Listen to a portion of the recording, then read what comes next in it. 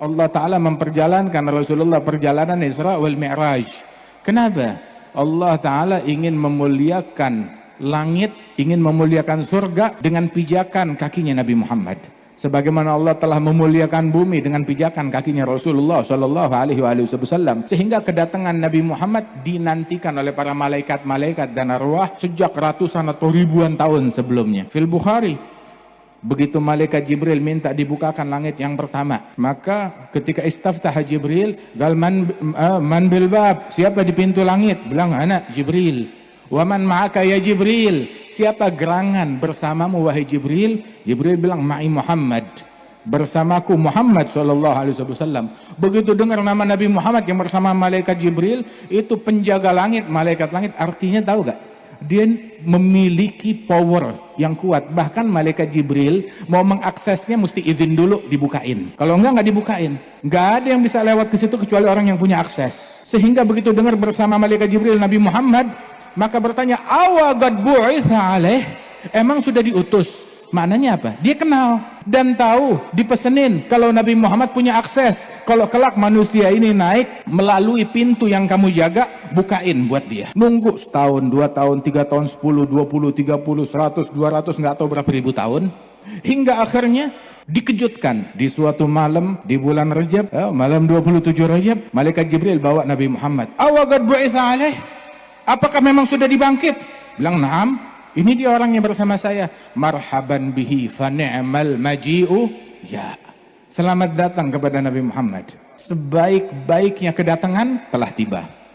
Sebaik-baiknya ketibaan telah tiba. Memang di pos itu nggak ada ketibaan dari malaikat-malaikat yang lain, ada.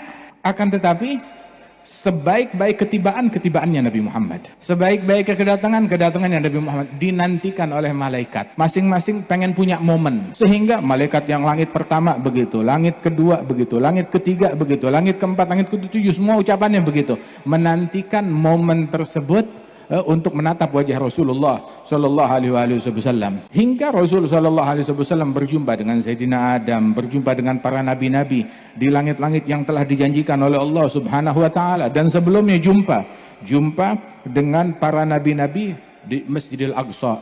Dikumandangkan salat, Rasulullah yang jadi imam. Yang lain nggak ada yang berani maju jadi imam.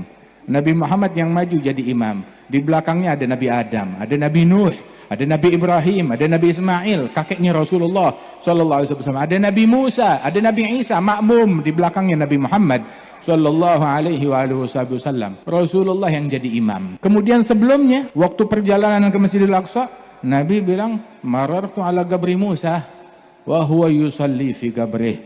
Saya mampir lewat kuburannya Nabi Musa. Mau dari mana namanya? Dari Mekkah ke Masjidil Aqsa. Mampir di Baitul Laham, tempat kelahirannya Nabi Isa, suruh sholat di situ. Mampir lagi di kuburannya Nabi Musa, ngelihat Nabi Musa lagi sholat di dalam kuburannya. Wahum yusalli fi gabrih. Kenapa mampir kuburan? Nggak takut dikatain sama orang-orang yang mulutnya usil? Zaman dulu belum ada. Munculnya nggak tahu baru kapan tuh dia orang muncul. Zaman dulu nggak ada orang yang mulutnya usil. Kalau kagak, Nabi dibilang bid'ah ya Muhammad, syirik ya Muhammad, bakal dikatain begitu. Rasul Sallallahu Alaihi Wasallam sengaja dimampirin ke situ. Apa Nabi Muhammad? Wah, ini tukang orang yang hobi kuburan. Jangan-jangan Jibril juga hobi sama kuburan. Oh, kita juga sama mengikuti Nabi Muhammad. Kenapa, ada kepentingan apa mampir kuburannya Nabi Musa? Ngajarin sunnah kepada umatnya. Kalau kuburan umum aja kita disuruh ziarah, apalagi kuburan orang khusus. Nabi bilang dalam kuburan umum, zurul kubura fa innaha tudzakirukumul akhirah. Kunjungi kuburan orang umum, orang awam. Ya, kuburan yang umum itu ngingetin kita tentang akhirat. Siapa tuh orang? Nggak tahu. Ya, kuburan umum aja ngingetin kita tentang akhirat. Apalagi kuburannya khawas, kuburannya orang-orang yang istimewa, kuburannya para wali-wali, kuburannya para salihin, kuburannya Nabi Muhammad, kuburannya para nabi-nabi, kuburannya para rasul. Masya Allah, Rasul Sallallahu Alaihi Wasallam ziarah ke situ, sampai ke tempat tersebut. Terus Nabi bilang lagi kepada umatnya, "Lau kuntum thamma la araitukum makanah." Kalau kalian ada di situ bersama saya bakal tunjukin di mana letaknya itu kuburannya Nabi Musa. Mau dikasih alamatnya, terus Nabi kasih alamatnya. Endal kathibil ahmar, fi jambit tariq, ramyat hajar minal ardil mugaddasah. Di tempat perbukitan yang tanahnya kemerahan, kemudian juga di situ di tepi jalan dalam akses menuju tanah suci, jarak satu batu dari tanah suci, kata Rasul Shallallahu Alaihi Wasallam. Dikasih alamat. Orang kalau ngasih alamat artinya apa? Awas, datang ya, ini alamat saya, ini nomor telepon saya, awas hubungin saya, ini email saya, jangan menghubungi saya, jangan kirim email ke saya, ini alamat email saya.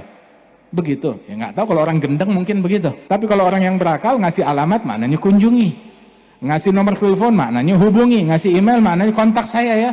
Begitu. Diajarkan demikian oleh Rasulullah Sallallahu Alaihi Wasallam.